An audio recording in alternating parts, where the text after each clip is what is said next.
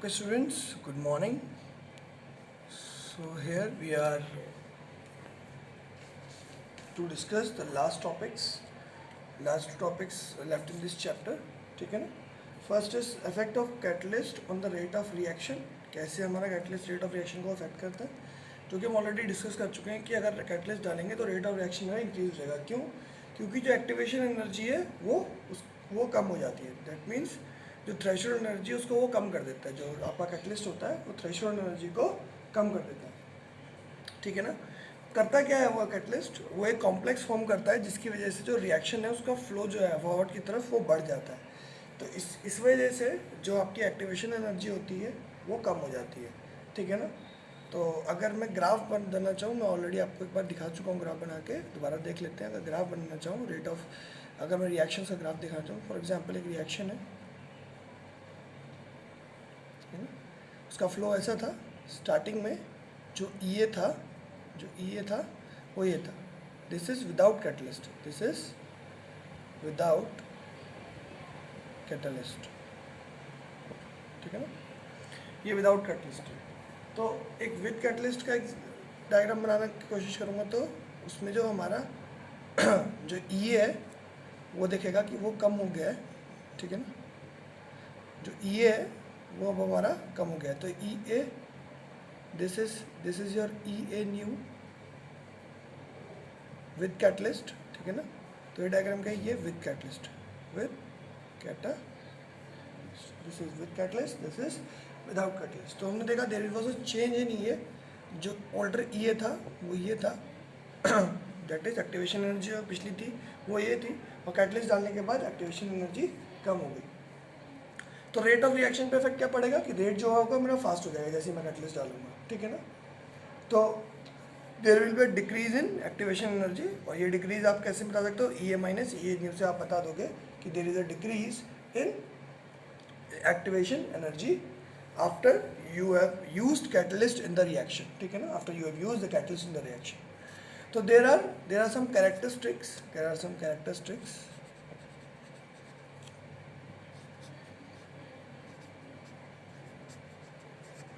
ठीक है? There are some characteristics of the catalyst जिसके बारे में हम लिखेंगे। ठीक है ना? कुछ 6 कैरेक्टरिस्टिक्स है उनके बारे में हम लिखेंगे। और ऐसा मतलब ये इसलिए लिखवा रहा हूँ क्योंकि एमसीक्यूज इसी से बनने वाले हैं। जो आपके एमसीक्यूज बनेंगे वो इसी से बनेंगे। आपको कैरेक्टरिस्टिक्स पता होनी चाहिए। आपको 5 लिख दिया, 4 कैरेक्टरिस्टिक्स लिख दिए। ठीक है ना? 4 लाइन लिख दी है कैरेक्टरिस्टिक्स की, उसमें कोई एक कैरेक्टर जो है उसका नहीं है, तो आपका क्वेश्चन आ सकता है identify which is not the characteristic of a catalyst. ठीक है ना?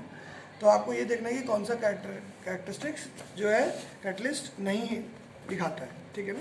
तो कुछ कैरेक्टरिस्टिक्स है उसके बारे में बता रहा हूँ। सबसे पहला क्या कैरेक्टरिस्टिक है कि अगर आप बहुत कम अमाउंट ऑफ कैटलिस्ट भी यूज़ करोगे बहुत लार्ज प्रोडक्ट को रिएक्ट कराने में, तो भी आपकी जो रिएक्शन है, ठीक है ना, उसमें प्रोडक्ट्स फास्ट बनेंगे। क्यों? क्योंकि जो आपने मान लो कि थोड़ा सा भी आपने कैटलिस्ट डाला है, फॉर एग्जांपल आप कोई भी एक रिएक्शन करा रहे हो, ए प्लस बी, आपने एक रिएक्शन कराई ए प्लस बी, ठीक है ना, और वो बन रहा था सी पहले विदाउट प्लस। जैसे आपने यहाँ पर कैटलिस्ट डाला, कैटलिस्ट काम क्या करता है? कैटलिस्ट इनको जोड़ता है, ए और बी को जोड़ता है, और उसके बाद प्रोडक्ट तो सी बनता है और कैटलिस्ट वहीं पड़ा रहता है। दैट मीन्स जो कैटलिस्ट है वो कुछ अमाउंट ऑफ मॉलिक्यूल्स को पकड़ेगा, उनको जोड़ेगा, उसके बाद कैटलिस्ट फिर से फ्री हो जाएगा। तो बहुत कम अमाउंट ऑफ जो कैटलिस्ट है वो आप यूज़ का वो मतलब बहुत कम अमाउंट जो है कैटलिस्ट का वो आपका हेल्प कर सकता है आपकी रिएक्शन को आगे बड़ी बड़ी रिएक्शंस को आगे लार्ज अमाउंट ऑफ रिएक्शंस को आगे क्या कहते हैं फॉरवर्ड डायरेक्शन में प्रोसीड कराने के लिए। तो आप लिख सकते हो a small amount of catalyst is enough to proceed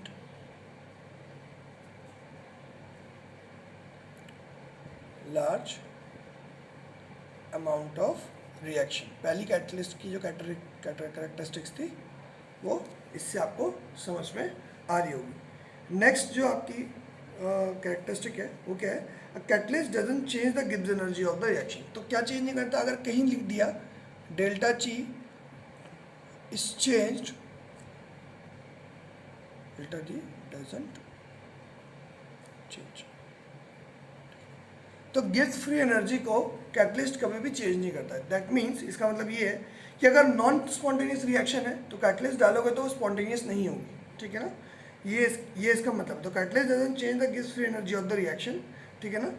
इसका थर्ड पॉइंट यही बनता है कि इट catalyzes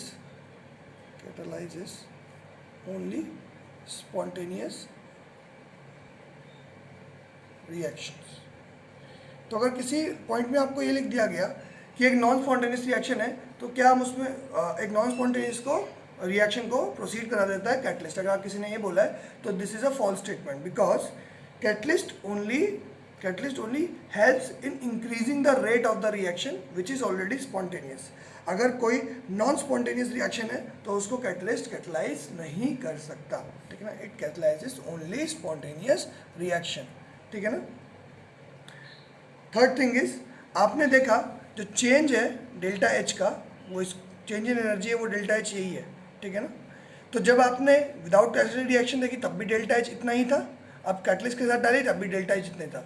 तो यानी कि ये प्रोडक्ट की एनर्जी जो आ रही थी या रिएक्टेंट की एनर्जी थी उसको चेंज नहीं करता है। That means the delta H doesn't change when catalyst is used। Catalyst use करोगे तो आपका डेल्टा एच जो है वो चेंज नहीं होगा, ठीक है ना। तो ये भी एक अच्छा पॉइंट है कि डेल्टा एच डजंट चेंज, जो इंथैल्पी है वो कोई बिल्कुल ऑल्टर नहीं होगी। तो कोई भी कैटलिस्ट जो है वो रिएक्शन को एंडोथर्मिक या और एक्सोथर्मिक नहीं बना सकता, ठीक है। अगर कोई रिएक्शन एक्सोथर्मिक है, वो मान लो कि 100 जूल एनर्जी रिलीज कर रही थी, कैटलिस्ट डालने के बाद भी वो 100 जूल एनर्जी ही रिलीज करेगी, उसकी एनर्जी नहीं बढ़ेगी। ऐसे ही एंडोथर्मिक रिएक्शन है जो कि एनर्जी ले रही थी, मान लो 10 जूल एनर्जी लेके वो अपनी रिएक्शन करा रही है, तो वो रिएक्शन एंडोथर्मिक ही रहेगी और कैटलिस्ट डालने पे वो एक्सोथर्मिक नहीं होगी, पहली बात। और दूसरा, जो एनर्जी 10 जूल थी वो 10 जूल ही रहेगी, जो भी वो इनटेक एनर्जी कर रहा था वो उतनी ही लेगा, उसमें चेंज नहीं आएगा, क्योंकि ये डेल्टा एच जो है वो हमारा उस पर वो हमारा क्या कहते हैं एक्टिवेशन एनर्जी पे डिपेंड नहीं करता है। और कैटलिस्ट क्या करता है, सिर्फ एक्टिवेशन एनर्जी को कम कर देता है, ठीक है। एक्टिवेशन एनर्जी को कम करने की वजह से क्या होता है, आपकी रिएक्शन से फास्ट हो जाती है, rate of reaction is faster but there is no change in energy, ठीक है ना। Catalyst take part in reaction but it is regenerated at the end. जो मैंने स्टार्टिंग में बात करी थी, स्मॉल अमाउंट जो यूज़ हो रहा था वो क्यों स्मॉल अमाउंट कर पा रहा था, क्योंकि पहले जो कैटलिस्ट ने यूज़ किया, ठीक है ना। तो ऐसे लिख सकते हो catalyst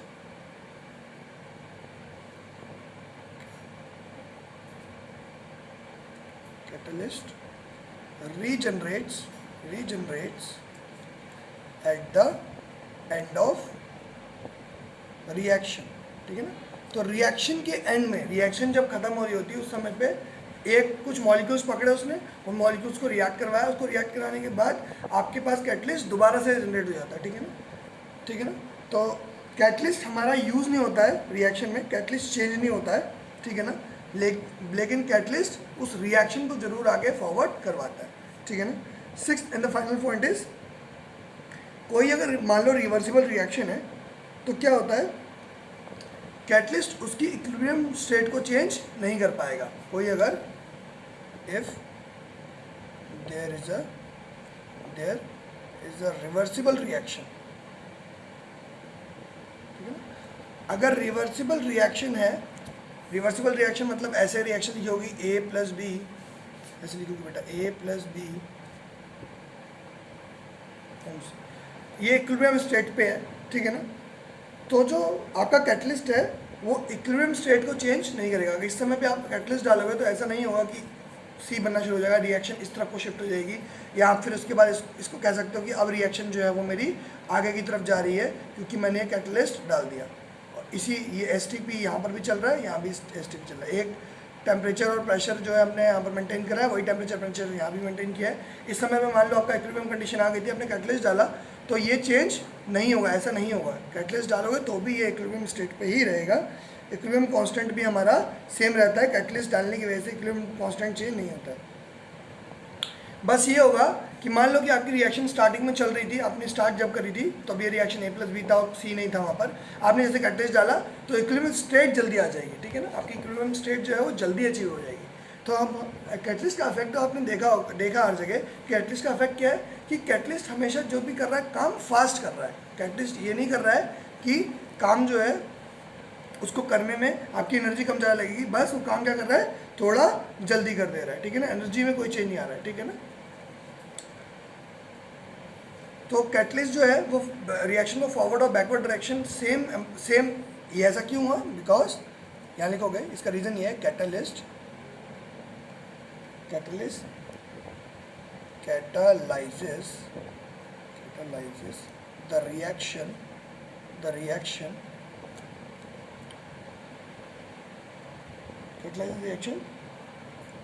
the reaction to the same extent in forward as well as backward direction। मतलब ये है कि अगर रिएक्शन आगे की तरफ जा रही है या रिएक्शन पीछे की तरफ जा रही है, कैटलिस्ट दोनों काम बराबर एक्सटेंट से करता है, ठीक है ना, दोनों काम बराबर एक्सटेंट से करता है, इसलिए वो इक्विलिब्रियम को कभी भी ब्रेक नहीं करता या उसको कभी भी डिस्टर्ब नहीं करता है। These were the characteristics of catalyst, ठीक है ना। ये कैटलिस्ट के आपके सारे कैरेक्टरिस्टिक्स हैं, ठीक है ना, कि क्या कैरेक्टरिस्टिक वो शो करता है। इनके ऊपर बहुत अच्छे क्वेश्चन बन के आ सकते हैं आपके पास ड्यूरिंग MCQs, ठीक है ना। तो इन क्वेश्चंस को बहुत ध्यान देंगे क्योंकि रिसेंटली जो पैटर्न चेंज हुआ है उसमें ये आपका बहुत इफेक्टिव रहेगा, ठीक है ना। और इन वाले जो चैप्टर्स हैं, जो स्टार्टिंग के चैप्टर्स जो कि आपके सिलेबस में रख दिए गए हैं, ठीक है ना, फर्स्ट टर्म के लिए, उस फर्स्ट टर्म में तो पक्का है कि MCQs ही आएंगे, आपका सब्जेक्टिव पेपर नहीं आएगा, तो आपको MCQs के हिसाब से पढ़ना पड़ेगा सब चीज़ों को, ठीक है ना। तो इन सब बातों को बहुत अच्छे से ध्यान रखेंगे, ठीक है ना। Next is your collision theory for chemical reaction. Collision theory क्या है? अभी तक हमने कोलिजन के बारे में जाना था कि जब भी रिएक्शन होती है तो दो रिएक्टेंट्स के बीच में आपस में क्या होता है, कोलिजन होता है। दो रिएक्टेंट्स के बीच में क्या होता है बेटा, कोलिजन होता है। तो जो रिएक्टेंट के बीच में जो कोलिजन हो रहा है वो कोलिजन कैसा हो रहा है, ठीक है ना, और कोलिजन कितने हो रहे हैं, किस तरह से हो रहे हैं, ये सब डिपेंड करेगा हमारे कोलिजन फैक्टर पे। कोलिजन फैक्टर जो है A है हमारा, ठीक है ना, और वो फैक्टर जो है वो बताएगा हमारे कि रिएक्शन कितनी अच्छे से हो रही है। कोलिजन अगर इफेक्टिव नहीं होगा, देखो इफेक्टिव कोलिजन नहीं होगा तो आपकी रिएक्शन फॉरवर्ड डायरेक्शन में जाएगी ही नहीं। जैसे मैंने आपको बताया था, फॉर एग्जांपल NaOH और HCl की आप रिएक्शन करा रहे थे, इस समय पे अगर जो मॉलिक्यूल है, मान लो मॉलिक्यूल बना हुआ Na इधर है, OH इधर है, और हर बार जो मॉलिक्यूल है वो ऐसे आके टकरा जा रहा है, ये इससे टकरा रहा है, तो क्या कभी रिएक्शन होगी? नहीं होगी, क्योंकि आपका जो है क्लोरीन Na से टकराना चाहिए और H+ जो है वो OH से टकराना चाहिए। ये दोनों पॉजिटिव है ना, ये दोनों पॉजिटिव न्यूक्लियोफिलिक, ठीक है ना, ये आयंस बनेंगे। ये जब भी आपस में अटैक करेंगे एक दूसरे को तो ये कभी रिएक्शन तो थोड़ी करेंगे, Na और हाइड्रोजन मिलकर कभी कुछ बनाएंगे थोड़ी, ठीक है ना। तो जब भी ये रिएक्शन हो रही थी, मेरे को जो प्रोडक्ट चाहिए था NaCl वो बन ही नहीं रहा था। तो इफेक्टिव कोलिजन अगर नहीं था मेरे पास, इफेक्टिव कोलिजन मतलब जो ओरिएंटेशन है उसकी और जो जैसे कोलाइड करना चाहिए था। फॉर एग्जांपल अब कोलिजन भी ऐसे हो रहा है, मान लो ऐसे कोलिजन हो रहा है, तो भी क्या हमारा कोलिजन इफेक्टिव नहीं है। तो कोलिजन इफेक्टिव होना चाहिए, दैट्स वाई अगर कोलिजन इफेक्टिव नहीं होगा तो हमारी रिएक्शन नहीं होगी। तो collision theory of chemical kinetics कैसे डिफाइन होती है? सबसे पहले आरएनएस इक्वेशन जो हमने ऑलरेडी पढ़ रही है, ठीक है ना, ये बताता है effect of temperature on the rate of reaction, उसका रेट और रेट कांस्टेंट पे, ठीक है ना। तो रेट कांस्टेंट और रेट ऑफ रिएक्शन पे जो टेम्परेचर का इफेक्ट है वो बताते हैं, ठीक है ना, ठीक है ना। तो कोलिजन फ्रीक्वेंसी क्या होती है? सबसे पहले हमें ये देखना है कोलिजन फ्रीक्वेंसी क्या होती है। कोलिजन फ्रीक्वेंसी,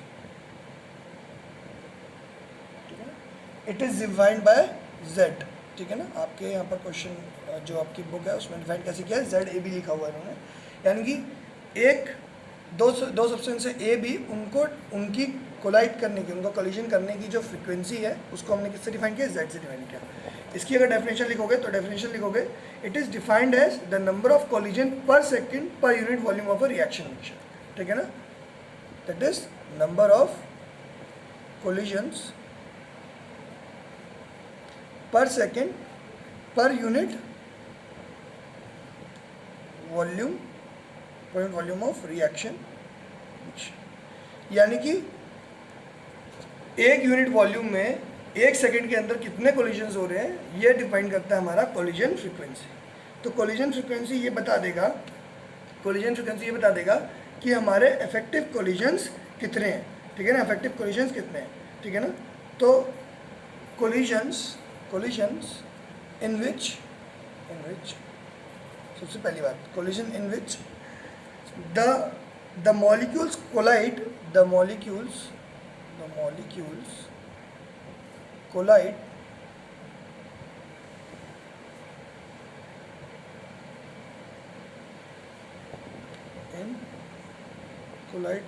with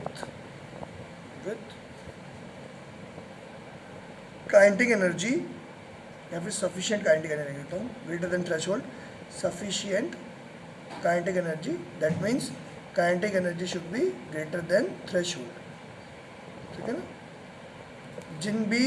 जो भी कोलिजन्स होंगे जिनमें सफिशिएंट काइनेटिक एनर्जी होगी, फर्स्ट थिंग तो ये हो गई। दूसरा है क्या, प्रॉपर ओरिएंटेशन, ये दो चीज़ें होनी चाहिए आपकी, प्रॉपर ओरिएंटेशन होनी चाहिए और sufficient kinetic energy should be there with the molecules that are colliding, तभी आपका जो रिएक्शन होगा, मतलब जो भी बॉन्ड जो बन एक्चुअली में ए और बी के बीच में बनने हैं वो बनेंगे, या जो बॉन्ड ब्रेक हो रहे हैं वो तभी होंगे जो ऑलरेडी ए और बी के बने हुए हैं। जैसे फॉर एग्जांपल NaOH का बॉन्ड बना हुआ था, ये बॉन्ड ब्रेक तभी होंगे जब ये रिएक्शन का जो कोलिजन होगा वो ऐसे होगा कि NaOH ऐसे है और HCl ऐसे आ रहा है, ठीक है ना, और ये कोलाइड कैसे कर रहे हैं, ऐसे कर रहे हैं, या फिर एक क्लोरीन यहाँ से आ रहा है, ठीक है ना। अगर ये ऐसे कोलिजन्स होंगे और इन दोनों मॉलिक्यूल की एनर्जी जो होगी, जो काइनेटिक एनर्जी होगी वो किसकी ज़्यादा होगी, थ्रेशोल्ड एनर्जी से ज़्यादा होगी, तभी ये रिएक्शन आगे प्रोसीड करेगी, वरना ये रिएक्शन आगे प्रोसीड नहीं करेगी, ठीक है ना।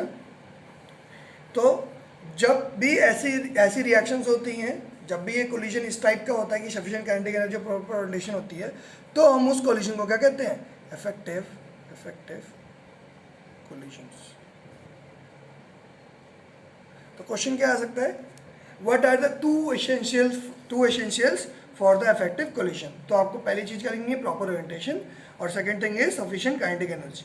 उसके अलावा जो भी ऑप्शंस दिए होंगे वो आपके गलत होंगे, ठीक है ना। तो कोई पेयर वेयर बना सकते हैं लोग, ठीक है ना, कि एक्टिवेशन एनर्जी ज़्यादा होनी चाहिए, ये होना चाहिए, वो होना चाहिए। तो आपको इफेक्टिव कोलिजन्स के लिए ये दो बातें याद रखनी है। तो जो भी इफेक्टिव कोलिजन है, मान लो कि कोलिजन की फ्रिक्वेंसी तो आपको बता दिया, कोलिजन जो है हमारे मान लो कि 100 हो रहे थे, उसमें से जो इफेक्टिव थे वो सिर्फ 60 ही थे, मतलब कोलिजन्स तो हो रहे थे ना, लेकिन जो इफेक्टिव थे वो सिर्फ 60 थे। दैट मीन्स 60% ही सिर्फ प्रोबेबिलिटी है या परसेंटेज है, जो भी आपके इफेक्टिव कोलिजन्स का परसेंटेज है, ठीक है ना। तो जो हमारी अब रिएक्शन का रेट है वो किस किस पे डिपेंड करता है, जैसे आपको पहली इक्वेशन थी आर इसकी ZAB e⁻ आप ये लिखते थे। अब यहाँ पर एक आपने बोला कि ये फ्रीक्वेंसी ऑफ कोलिजन तो मेरे को पता चल गई, तो इस पर रेट डिपेंड करेगा, लेकिन इस पर रेट तब डिपेंड करेगा कि ये जब सारे जो कोलिजन्स होंगे वो इफेक्टिव होंगे। तो मेरे को कैसे पता चलेगा इफेक्टिव कोलिजन हमें पता चलेगा P फैक्टर से। P क्या है बेटा हमारे पास, P इज़ द प्रोबेबिलिटी और इसको एक और हमसे बात बोलते हैं स्टेरिक फैक्टर बोलते हैं। क्या बोलते हैं बेटा, स्टेरिक फैक्टर, जो कि ये बताता है प्रोबेबिलिटी किसकी चीज़ की बताता है कि number of probability of effective collision.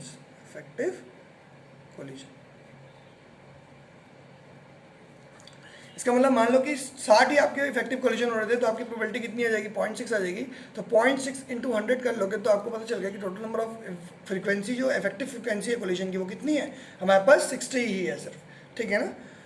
समझ में आई वाली बात। तो यानी कि हमें उन उन फ्रीक्वेंसीज को नहीं देखना है जो सारी की सारी हो रही है, हमें सिर्फ उनको देखना है जो कि इफेक्टिव कोलिशंस भी कर रही है, मतलब वो जो कि जिनकी ओरिएंटेशन प्रॉपर है, जिनके पास काइनेटिक एनर्जी प्रॉपरली है। तो उसको हमने पी हमारे वेरिएबल से शो किया, जिसको हम क्या कहते हैं, स्टेरिक फैक्टर या फिर प्रोबेबिलिटी ऑफ इफेक्टिव कोलिशन। तो कोलिशन थ्योरी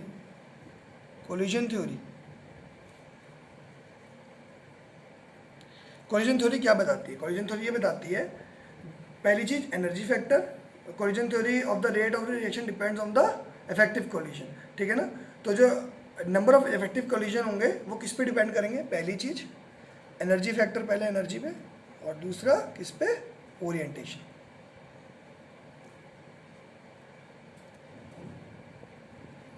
तो दो चीज़ों पे हमारी कोलिजन थ्योरी जो है वो डिपेंड कर रही है, एक एनर्जी पे, दूसरा ओरिएंटेशन पे। तो इफेक्टिव कोलिजन्स की अगर एनर्जी प्रॉपर है, ओरिएंटेशन प्रॉपर है, तो हमारा क्या हो जाएगा? तो हमें पता चल जाएगा कि ये जो है this is our respective pre exponential factor. तो प्री एक्सपोनेंशियल फैक्टर जो ए था वो हमारा P into Z A B होता है, यानी कि फ्रीक्वेंसी इंटू प्रोबेबिलिटी के बराबर होता है, जो भी क्या पढ़ के आ रहे थे। तो अगर आपको ए पूछा जाए तो ए किसके बराबर था? P into Z A B, जो आपने लिखा था। अब कुछ लिमिटेशंस भी हैं कोलिजन थ्योरी की, वो हम एक बार देख लेते हैं। तो कोलिजन थ्योरी कई चीज़ एक्सप्लेन नहीं कर पाती है। क्या नहीं एक्सप्लेन करती? It doesn't explain the result of many reaction. कई बार रिएक्शंस के जो रिजल्ट आते हैं उनको हमारी कोलिजन थ्योरी एक्सपेक्टेड नहीं होते वो, लेकिन रिजल्ट आते हैं। वो क्यों नहीं कर पाते हैं? क्योंकि जो एटम्स और मॉलिक्यूल्स के कोलिजन होते हैं वो बहुत ही ज़्यादा, मतलब उसकी प्रोबेबिलिटी निकालना काफ़ी मुश्किल है, ठीक है ना। और कई ऐसे कॉन्सेप्ट थ्योरीज होती हैं जो एटम्स और मॉलिक्यूल्स किस तरह की स्पीशीज़ की हैं वो कंसिडर नहीं कर पाते हैं, ठीक है ना। तो इसके लिए, इस लिमिटेशन को ओवरकम करने के लिए एक ट्रांजिशन स्टेट थ्योरी आई थी, जो कि जिसने इसको एक्सप्लेन करने की कोशिश करी थी। इसके बारे में आपके सिलेबस में कुछ नहीं है ट्रांजिशन स्टेट थ्योरी के बारे में, लेकिन बस आपको एक नाम जानना है कि जो लिमिटेशन है कोलिजन थ्योरी की, उसको ओवरकम करने के लिए क्या आया था? ट्रांजिशन स्टेट थ्योरी, जो कि ये बताता था कि बीच में जो भी कॉम्प्लेक्स बन रहा है उसके बारे में कि वो जो बन रहा है क्या वो हमारी रिएक्शन को प्रोसीड करने के लिए हेल्प कर रहा है या नहीं कर रहा है, ठीक है ना। वो ये बताता है, ठीक है ना। तो नेक्स्ट इज हमको पता चल गया के तो के हम लोग हमेशा किसके बराबर लिख सकते हैं ऐसे, क्योंकि A is equal to P Z A भी था, तो A E to the power minus E A upon R T लिख सकते हैं, ठीक है ना। यहाँ पर जो ये वाला फैक्टर आया, जो एक्सपोनेंशियल फैक्टर है, इसका नाम क्या होता है? इसका नाम एक और नाम है, इसका नाम है बोल्ट्जमैन फैक्टर। क्या नाम है इसका बेटा? Boltzmann factor. तो छोटा क्वेश्चन क्या बनेगा? व्हाट इज बोल्ट्जमैन फैक्टर, ठीक है ना। और चार आपको दे दिए गए होंगे, E is equal to minus A by R T लिख दिया होगा, K is equal to A into R by T लिख दिया होगा, कहीं पूरा ये लिख दिया होगा, कहीं ये रिएक्शन का कुछ पार्ट लिख दिया होगा, ठीक है ना। कहीं टी ऊपर होगा, कहीं हो सकता है R T by R T ऊपर हो, नीचे हो, E is equal to minus R T by A लिखा हो, ठीक है ना। तो आपको प्रॉपर आंसर बताना है कि E is equal to minus E A by R T is known as the Boltzmann factor, ठीक है ना। और इस फैक्टर की कोई यूनिट नहीं होती, क्योंकि ई टू द पावर समथिंग कुछ लिखा हुआ है, तो ई टू द पावर समथिंग लिखा हुआ है, तो यानी कि ये जो वैल्यू है, जो ई एनर्जी है और आर टी है, वो भी एक एनर्जी की यूनिट है। तो यहाँ पर ये तो क्या हो गया? एक रेशियो हो गया, और ई टू पावर सम रेशियो यानी कोई नंबर जो है वो उसकी जो कोई यूनिट नहीं होगी। तो बोल्ट्जमैन कांस्टेंट की कोई यूनिट नहीं होती, ठीक है ना। तो हमारी जो रेट ऑफ रिएक्शन है के, उसकी यूनिट किस पे डिपेंड करती है? ए पे, जो हमारे ए है। तो यानी कि ए और के की यूनिट हमारी सेम होगी, ठीक है ना। ए और के की यूनिट्स जो है क्या होगी? सेम होगी। और अगर मान लो फर्स्ट ऑर्डर रिएक्शन, तो हमारी यूनिट क्या होगी? सेकेंड इनवर्स या फिर टाइम इनवर्स या मिनट इनवर्स, जो भी आप बोलो, ठीक है ना। फर्स्ट ऑर्डर के लिए, फॉर फर्स्ट ऑर्डर, ठीक है ना। हम ज़्यादातर फर्स्ट ऑर्डर रिएक्शंस के पीछे ही पड़े रहते हैं, क्यों? बिकॉज ज़्यादातर जो रिएक्शंस हमारे सामने होती हैं, जो कि हमें काउंटेबल है, जिसके लिए हमें केमिकल काइनेटिक्स यूज़ करनी है, वो कौन सी है? ज़्यादातर फर्स्ट ऑर्डर रिएक्शन है। सेकेंड ऑर्डर रिएक्शन भी आपके कोर्स में है नहीं, ठीक है ना। तो इस टॉपिक्स को एंड करते हुए we are going to finish this chapter. ये हमारा चैप्टर यहाँ फिनिश हो चुका है, ख़त्म हो चुका है। तो अब क्या करते हैं, हम लोग कुछ न्यूमेरिकल्स देख लेते हैं ऑन दिस आरएनएस इक्वेशन, ठीक है ना। इन इक्वेशंस के ऊपर हम क्या करेंगे, कुछ क्वेश्चंस को देख लेंगे। And what you have to do is you have to do 4.7, 4.8 and 4.9 question in your notebook and rest of exercise also, ठीक है ना। तो मैं क्या करूँगा जो क्लास रहेगी मंडे को हम लाइव क्लास ले लेंगे, ठीक है ना। मैं लाइव क्लास ले लूँगा आपकी मंडे को, और मंडे को हम ये कोशिश करेंगे कि हमारे पास क्या हो, हम लोग क्या करें, हम लोग एक्सरसाइज के क्वेश्चंस बना लें। या मंडे टाइम कम है तो एक काम करते हैं, ट्यूसडे को रख लेंगे क्लास, ठीक है ना। ट्यूसडे को हम लोग क्या करेंगे, Tuesday I will take a क्या कहते हैं live class to discuss the question of exercises of this chapter, ठीक है ना। तो आप लोग एक्सरसाइज के क्वेश्चन ट्यूसडे तक कंप्लीट कर लीजिएगा और अपने सारे के सारे डाउट्स लेके आ जाइएगा। ट्यूसडे को मैं सारे डाउट बताऊंगा एक्सरसाइजेस के। मैं पूरी एक्सरसाइज सॉल्व नहीं कराऊंगा हर बार की तरह।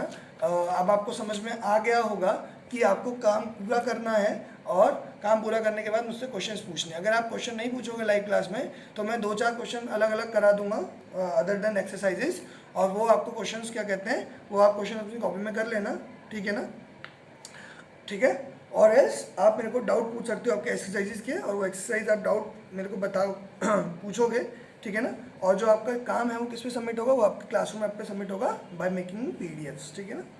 तो कुछ एग्जांपल देखते हैं, ठीक है ना। पहला एग्जांपल तो क्वेश्चन दिया हुआ है, the activation energy of the reaction is given क्या है बेटा, एक्टिवेशन एनर्जी दी हुई है, कितनी दी हुई है, activation energy of a reaction is 94.14 kilo joule per mole, ठीक है ना। Kilo joule per mole is the activation energy, ठीक है ना। And the value of the rate constant at time temperature दिया, at the value of the rate constant at 313 kelvin is, k की value हमें कितनी दी है, 1.8 इंटू 10⁻⁶ सेकेंड इनवर्स। सबसे पहले तो आपको ये बताना है कि रेट ऑफ रिएक्शन क्या होगा, क्योंकि सेकंड इनवर्स में तो rate of reaction is sorry order of reaction is 1, ठीक है ना। तो फर्स्ट ऑर्डर रिएक्शन हो गई है, ऑर्डर ऑफ रिएक्शन इज 1, तो फर्स्ट ऑर्डर रिएक्शन हो गई। हमें पूछा गया है कैलकुलेट, हमें क्या करना है, frequency factor, calculate frequency factor A, हमको ये पता करना है फ्रीक्वेंसी फैक्टर।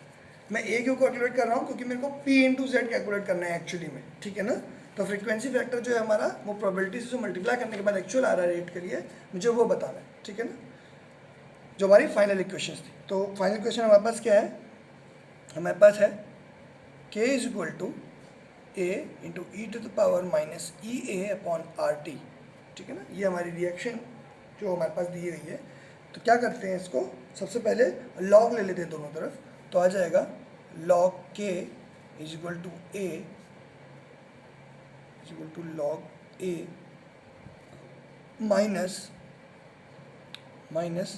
EA/RT, ठीक है ना, इनटू यहाँ पर 2.303। क्यों आया 2.303, ये मैं आपको ऑलरेडी बता चुका हूँ कि जब आप log E को log 10 बेस में कन्वर्ट करोगे तो 2.303 से मल्टीप्लाई करना पड़ता है। तो यहाँ पर मान लो सबको log E में लिया था, तभी E में लिया था तो बाहर EA/RT आ गया था, लेकिन इन दोनों के आगे क्या लगा था, 2.303 लगा था, इसके आगे नहीं लगा था, तो ये 2.303 यहाँ पर आ गया, तब ये log 10 बेस में आ गया। ये सब log क्या है बेटा, 10 बेस में है, ठीक है ना। नाउ E हमें कितना दे रखा है, E हमें दिया है 94.14 इंटू 10⁻⁻3 किलो जूल दे रखा है, जूल पर मोल आ गया है आपकी वैल्यू, ठीक है ना। K की वैल्यू आपको दी है, K की वैल्यू कितनी दी है बेटा आपको, K की वैल्यू दी है 1.8 इंटू 10⁻⁵, ये दिया हुआ 1.8 इंटू 10⁻⁵, ठीक है ना। और A आपको निकालना है, we have to calculate log A, ठीक है ना। R की वैल्यू कितनी लिखोगे आप, R की वैल्यू लिखोगे 8.314, ठीक है ना, क्योंकि जूल में दे रखा है तो जूल केल्विन मोल इनवर्स आ जाएगी आपकी वैल्यू, ठीक है ना। और आपको क्या दिया हुआ है लास्ट में, आपको टेम्परेचर दिया हुआ है 313 केल्विन, ठीक है ना। सारी वैल्यूज़ दे रखी हैं, ठीक है ना। क्या करेंगे, इसको मल्टीप्लाई करेंगे, तो log A अगर आपको निकालना है तो इसकी वैल्यू, ठीक है ना, इसकी वैल्यू आ जाएगी आपकी, log A निकालना है आपको इसकी वैल्यू आ जाएगी 1.8 है, तो log 1.8 की वैल्यू होती है आपकी 2553, ठीक है ना। log 1.8 की वैल्यू 2553 इंटू लिखा हुआ log 10⁵ लिखा हुआ था, तो मैं ऐसे लिख सकता था log log 10 टू पावर 5 को कैसे लिख सकता हूँ, देखो बेटा log 10 टू पावर -5 को कैसे लिखता हूँ, ऐसे प्लस में लिख सकता था ना, log 1.8 प्लस दिस, ठीक है ना, 10 टू पावर -5, तो -5 को बाहर ले लिया, log 10 बेस 10 कितना आ जाएगा मेरे पास 1 आ जाएगा, तो यहाँ -5 आ जाएगा, तो -5, ठीक है ना, ये मेरी वैल्यू आ गई इस पार्ट की, ठीक है ना। इस पार्ट को इधर ले गए तो यहाँ पर प्लस हो जाएगा, प्लस जो भी इसको सॉल्व करके मेरी वैल्यू आई, वो मैं लिखूँगा, कितनी लिखूँगा बेटा 15.7082, ठीक है ना। इसको ऐड कर लेंगे, इसको सब कुछ ऐड करके वैल्यू हमारे पास आ जाएगी 10.965, ठीक है ना। क्या है बेटा, log a की वैल्यू है, तो a इक्वल टू कैसे निकलेगा मेरा, एंटी लॉग ऑफ 10.963। इसका एंटी लॉग निकालना बहुत ईजी है, 10 लिखा हुआ है तो यहाँ सबसे पहले तो हमने क्या लिखा, 10 टू पावर 10 लिख लिया, और 0.963 पे एंटी लॉग की वैल्यू देखेंगे तो कितनी वैल्यू आएगी, 9.194 मेरी वैल्यू आ जाएगी। तो 963 पे आपको वैल्यू देखनी है एंटी लॉग की, लॉग टेबल से, ठीक है ना। तो आपकी वैल्यू आ जाएगी, ए की कितनी आ जाएगी, ए की वैल्यू आ जाएगी आपकी 9.9194 into 10 to power 10 collisions per second, ठीक है ना, कोलिजन्स पर सेकेंड निकाला हमने, ठीक है ना। बहुत ध्यान से देखेंगे, ये कोलिजन्स पर सेकंड है, एक्चुअली इसको अफेक्टिव कोलिजन्स पर सेकंड भी आप लिख सकते थे, ठीक है ना। तो this is how we can solve the questions regarding Arrhenius question. अब इसमें अगर मेरे को कोई भी एक चीज़ नहीं दी हुई, फॉर एग्जांपल मेरे को एक्टिवेशन एनर्जी पूछ रखी है और मेरे को बाकी सब चीज़ें दे रखी है, तो अब मैं निकाल सकता हूँ, ठीक है ना। तो बहुत ईजिली आप लॉग में लेकर वैल्यू को, ये की वैल्यू को हटा के आप निकाल सकते हो एंटी लॉग लेके, ठीक है ना। तो एंटी लॉग कैसे लेते हैं मैं एक बार आपको और दिखा देता हूँ। आपको निकालना था एंटी लॉग 0.963 का, देखो ये एंटी लॉग की टेबल है, ये आपकी, ठीक है ना, एंटी लॉग टेबल है। 0.93 पे देखना, देखो ये 0.93 लिखा हुआ बेटा, 0.93 आगे क्या लिखा हुआ है नंबर, 0.963 लिखा हुआ है। 0.96 पे वैल्यू ये है और 3 की वैल्यू यहाँ से आएगी, देखो ये पर यहाँ पर दिख रहा है बेटा, ये 3 दिख रहा है, ये 3 की वैल्यू यहाँ से आएगी, तो 0.963 यानी कि इस जगह पर है 0.963, तो आंसर लगभग कितना है 9183। तो जो भी मेरी वैल्यू आई मेरे को यहाँ बाहर लिखनी थी, 9.183 मेरे को वैल्यू लिखनी थी, ठीक है ना। तो मैंने 9.194 लिख दिया है। तो इसको सॉल्व करने के बाद मे भी आगे कोई और नंबर आ रहा होगा, जैसे मान लो 0.963 कितना आ रहा है, कितना डिफरेंस आ रहा है मेरा, हाँ मान लो 0.9635 लिखा होगा यहाँ पर, ठीक है ना, जो मेरी वैल्यू आ रही है वो 0.9635 आ रही होगी। तो 0.963 को कैसे लिखना है, 0.96 यहाँ पर लिखा हुआ है, देखो 0.96 यहाँ पे लिखा हुआ है, ठीक है ना। उसके 3 पे 0.96 के बाद नेक्स्ट नंबर क्या है, 3 नंबर मेरा यहाँ पर है, 9183 लिखा हुआ है। अब 9183 के बाद मेरे को लिखना है 5 पे, तो ठीक है। तो मीन डिफरेंस ये देखो, ये मीन डिफरेंस लिखा हुआ है, यानी कि ये अगले पॉइंट के अगले नंबर के बारे में बता रखा है। तो 5 पे वैल्यू कितनी दे रखी है बेटा, लगभग यहाँ पर कितनी दे रखी है, देखो यहाँ पर 11 दे रखी है, कितनी दे रखी है 11। तो 11 आप इसमें प्लस कर दोगे, 9183 में 11 प्लस करोगे तो कितना आंसर आ जाएगा 9194। तो जो एक्चुअली वैल्यू मैंने यहाँ पर लिखी है देखो 9194, वो वैल्यू आपकी आ गई 0.9635 पे, ठीक है ना, 0.9635 पे आपकी ये वाली वैल्यू आ गई। तो this is how you can see anti log from the table. ऐसे ही लॉग की वैल्यू भी निकाल सकते हैं, जैसे मैंने लॉग की वैल्यू कितनी थी, लॉग मेरा यहाँ पर लॉग कितना था, मेरा लॉग था यहाँ पर 1.8, तो 1.8 पर मुझे लॉग देखना था, लॉग 1.8 देखना था। तो मैं सीधे क्या करूँगा, मैं 18 पे लॉग देख लूँगा, कितना आ गया 2553। देखो यही वैल्यू मैंने यहाँ पर लिखी हुई है 2553, पॉइंट लगा दिया। फर्स्ट पॉइंट में पॉइंट क्यों लगाया, क्योंकि यहाँ पर सीधे 18 का था, तो 0.18 के लिए यहाँ पर पॉइंट लगा दूंगा, ठीक है ना, 0.2553। This is how you have to write the value of log, ये आप ऐसे लॉग की वैल्यू निकालते हो, ठीक है ना, ओके। और अगर इसमें कोई परेशानी हो लॉग टेबल्स देखने में तो we can discuss in our live class also, ठीक है ना, वहाँ पे डिस्कस कर लेंगे। तो मैंने अभी आपके सामने बता दिया कि कैसे आप लॉग टेबल्स देख सकते हो। Thank you class, and I hope you will do all the exercises and the assignment given to you, ठीक है ना। तो आपको इन टेक्स्ट क्वेश्चन पूरे कंप्लीट करने हैं, कहाँ तक 4.9 तक, यानी कि 3 क्वेश्चन और करने हैं आपको इन टेक्स्ट के। Thank you.